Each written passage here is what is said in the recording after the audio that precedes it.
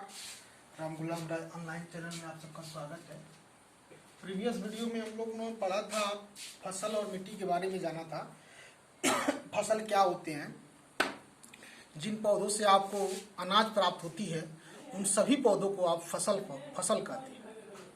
अब इसके बाद आपने फसल चक्र पढ़ा होगा कि फसल चक्र में किसी भी मिट्टी की उर्वरक शक्ति को बनाए रखने के लिए और उत्पादन को वृद्धि करने के लिए हम फसल चक्र को प्रयोग करते हैं। यानी कोई भी फसल लगातार नहीं बोते हैं, अन्य फसलों का बीच बीच में बो के हम चक्र बनाते हैं कि कोई फसल लगातार ना हो। जैसे धान के बाद गेहूं, कभी गेहूं की जगह पे गन्ना की बुआई करते हैं, जिससे खेत के खरपतवार कुछ ऐसे होते हैं जो नष्ट हो जाते हैं, जो खेती के लिए लाभदायक हो जाते हैं और हमारा पैदावार बढ़ जाता है। इस कार्य के लिए हमने फसल चक्र विधि का प्रयोग करते हैं। इसके बारे में आपको प्रीवियस वीडियो में बताया गया था।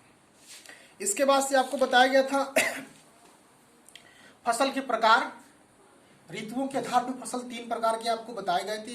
इंपॉर्टेंट चीजें हैं, अक्सर पूछा जाता है कौन सा फसल किस ऋतु की फसल है, तो आपको बताया गया था रबी की फसल, खरीफ की फसल और जायद की फसल। इस रबी की फसल की बुआई कब से कब होती है, कटाई कब से कब तक होती है, खरीफ की फसल की बुआई कब से कब तक होती है, कटाई कब तक होती है, जायद की फसल कब से कब होती है और कटाई कब होती है, रबी की फसल के अंतर्गत कौन कौन से फसल आते हैं, खरीफ की फसल के अंतर्गत कौन से फसल आते हैं और जायद फसल के अंतर्गत कौन से फसल आते हैं, इन सब चीजों के बारे में आपको बताया गया था। इसके बाद आता है कर्षण। कर्षण के बारे में आपको बताया गया था कि कर्षण का मतलब होता है खेत को तैयार करना। तैयार करना मतलब खेत की जुताई से लेकर फसल के काटने तक की, खेत की जुताई से लेकर फसल तक काटने तक की समस्त क्रियाकलापों को जो आप क्रिया करते हैं, जो कार्य करते हैं, जिस विधि को अपनाते हैं, वो समस्त कार्य का रूपरेखा तैयार होता है, फ्लो चार्ट तैयार होता है, उन सबको हम कर्षण कहते हैं। अब कर्षण में जिस भी कृषि यंत्र का प्रयोग होता है, जिस यंत्र का उपकरण का प्रयोग होता है, उन समस्त उपकरणों को, कर्षण में लाए गए समस्त उपकरणों को हम क्या कहते हैं, कृषि यंत्र कहते हैं। कृषि यंत्र में आप देखते ही हैं खेत में तमाम प्रकार के आपके हल हैं, तमाम प्रकार के कल्टीवेटर हैं। आपने इसके पहले जब छोटे क्लास में पढ़ा होगा, जब वहाँ कृषि विज्ञान पढ़ा होगा, तमाम प्रकार के आपके हल देखते होंगे, वेस्टर्न हल, हैरो हल, ऐसे बहुत सारे हल है, आपको जो देखा होगा। इस समय उन सबका नाम याद नहीं है, लेकिन आपको एक बार याद दिला। अब इसके बाद से हमको जानना है कीटनाशक।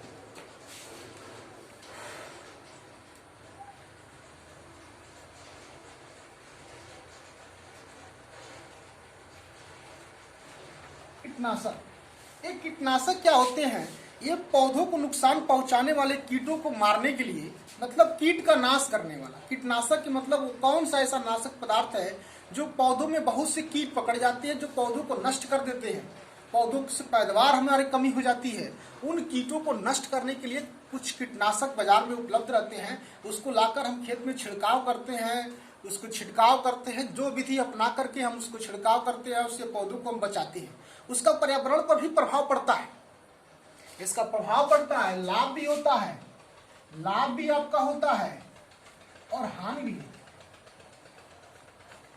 लाभ हानि क्या होती है, हानि बहुत ज्यादा, हानि भी आपको लाभ मिलता है कि आपका पैदावार बड़ी वृद्धि होती है, आपकी फसल की सुरक्षा हो जाती है, आपकी फसल अच्छा होता है। और हानि क्या होती है कि वो जो कीटनाशक होता है, जो उससे फल आपको प्राप्त होते हैं, जो अनाज आपको प्राप्त होता है, वो कीटनाशक उसके परत पे रहता है, जिसे हम ग्रहण करते हैं तो हमारे शरीर में जाता है, जिससे हमें तमाम प्रकार की बीमारियां होती हैं। इसके पहले लोग आप सुने होंगे कि पहले के धान गेहूं तमाम प्रकार की चीजें खाने से लोगों को बीमारियां नहीं होती है। आज के अनाज खाने से तमाम प्रकार की बीमारियां आज के मानव को होती है। तो कहा जाता है कि वो सब ना उस समय वो खाद का प्रयोग करते थे, जैविक खाद, गाय भैंस की खादों का प्रयोग करते थे, ना वो कोई कीटनाशक दवा का प्रयोग करते थे। तो उनका जो अनाज होता था वो शुद्ध प्राप्त होता था, और शुद्ध अनाज जब हम भोजन ग्रहण के रूप में करते थे तो हमें पौष्टिक होता था और हमारे पास बीमारियों से, बहुत ज्यादा बीमारियों से मुक्ति मिलती थी। इसलिए आज वैज्ञानिक आपको रासायनिक खाद की जगह पे जैविक खाद का प्रयोग करने के लिए प्रोत्साहित कर रहे हैं। बाजार में भी जैविक खाद आपका उपलब्ध रहता है, लेकिन इन रासायनिक खाद के आगे अभी जैविक खाद का मार्केटिंग पकड़ नहीं पाया। अब हम इसका लाभ भी जान गए और इसका हानि भी जान गए। अब इसके आगे हमको जानना है पर्यावरण पे, इस पे प्रभाव, पर्यावरण पर भी प्रभाव पड़ता है। पर्यावरण पर प्रभाव, पर्यावरण, कीटनाशक का पर्यावरण प्रदूषित होता है। मान लीजिए खेत में जो भी मिट्टी है वो प्रदूषण होता है, मिट्टी का प्रदूषण पर्यावरण के प्रदूषण में आएगा। जो कीटनाशक उसको छिड़काव करते हैं, हवा के माध्यम से वो वातावरण में फैलते हैं, तो हमारा वायु भी क्या होता है, प्रदूषित होता है। तमाम प्रकार से पर्यावरण पर भी कीटनाशक हमारा प्रभाव छोड़ता रहता है। जितना इससे लाभ भी है उतना हमको हानि भी हमको कुछ क्षेत्रों में देखने को मिलती है। अब इसके बाद से आपको जानना है मृदा अपरदन। मृदा अपरदन मतलब मृदा का कटाव। आप देखते हैं कि जलों के द्वारा मिट्टी का अक्सर कटान हुआ करता है। बरसात में बाढ़ आती है और जल क्या करता है, मिट्टी को बहा के एक स्थान से दूसरे स्थान तक ले जाता है। तो इन्हीं क्रिया को हम मृदा अपरदन करते हैं। ये जल भी द्वारा होता है, वायु द्वारा भी होता है। वायु क्या करता है, अपने वेग से मिट्टी को हवा में उड़ाकर एक स्थान से दूसरे स्थान तक ले जाता है। तो इसी क्रिया को हम क्या कहते हैं, मृदा अपरदन कहते हैं। ये जल द्वारा भी होता है, वायु द्वारा भी होता है, अनेक प्रकार से मृदा अपरदन होता है, जो मुख्य प्रकार है। इसके बाद आपको जानना है खाद और उर्वरक मिलाना। खाद और उर्वरक के बारे में जानना है, मतलब खाद आप कैसे खेत में आप कैसे खाद और उर्वरक मिलाना।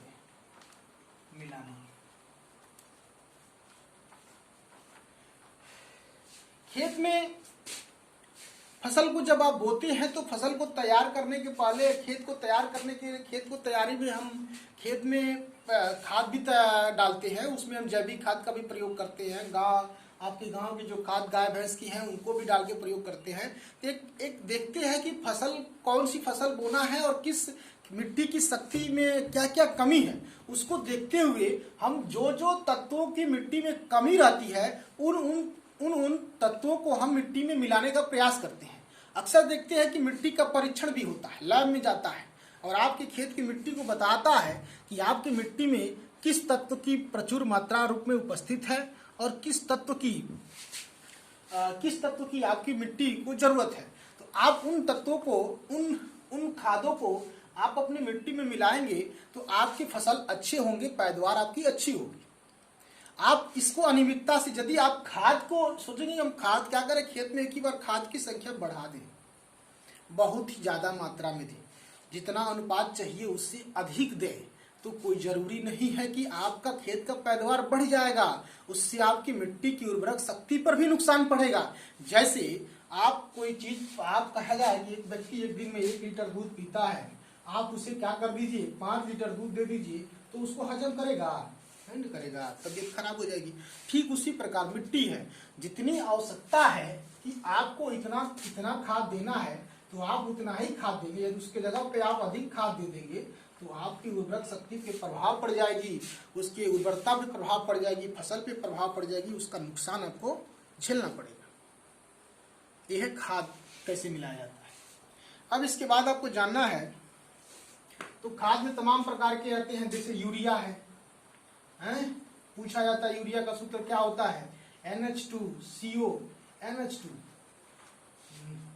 पोटास है, फास्फोरस है, जिंक है, आपका DAP खाद एक आपका आता है। इन सभी को हम क्या करते हैं, खेत में मिलाते हैं। अब इसके बाद से इस चैप्टर में लगभग हमने सब चीजों को पढ़ा है। एक है खेत में जानवरों को चरने पर नियंत्रण।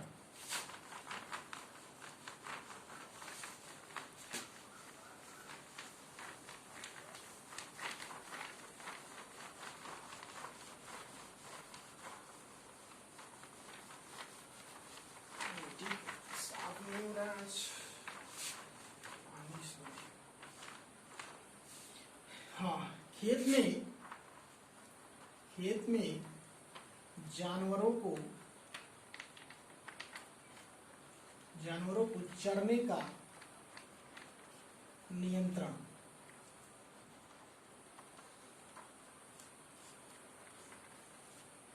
देखिए, आज देख रहे हैं कि देश में प्रदेश में पशुओं की संख्या, आवारा पशुओं की संख्या बढ़ गई है। वो क्या होते हैं, वो छूटा रहते हैं और खेत में घूमते रहते हैं, भटकते रहते हैं। वो आपका फसल तैयार रहता है तो उसको भी फसल को चर के नुकसान पहुंचाते रहते हैं।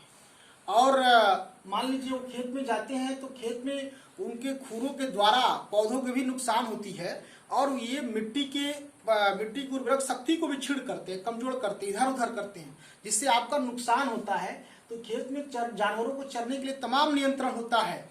आप उसको वनरोपण, इनको तमाम प्रकार से आप क्या करते हैं, खेत